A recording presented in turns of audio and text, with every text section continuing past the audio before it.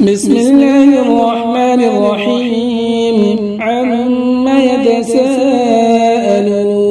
عن النبأ العظيم الذي هم فيه مختلفون كلا سيعلمون ثم كلا سيعلمون ألم نجعل الأرض مهادا والجبال أوتادا وخلقناكم أزواجا وجعلنا نومكم سباتا وجعلنا الليل لباسا وجعلنا النهار معاشا وبنينا فوقكم سبعا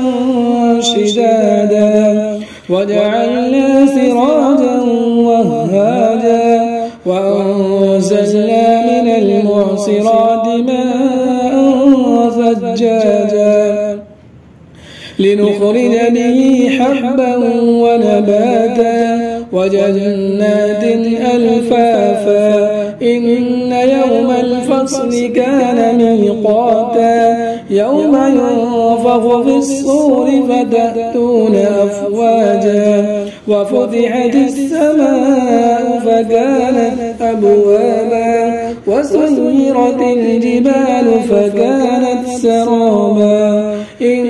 جهنم كانت مرصادا للطاغين مآبا لابثين فيها أحقابا لا يذوقون فيها بردا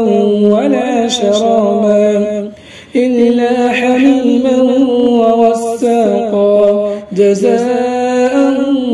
وفاقا إنهم كانوا لا يرجون حسابا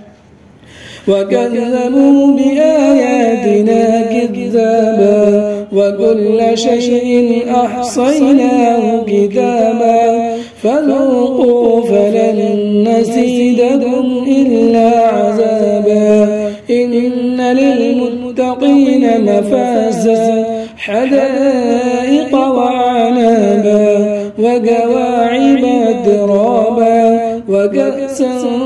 دهاقا لا يسمعون فيها لغوا ولا كذابا جزاء من ربك عطاء حسابا رب السماوات والأرض وما بينهما الرحمن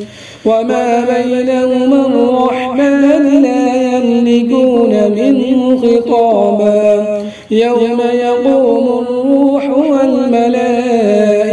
صفا لا يتكلمون إلا من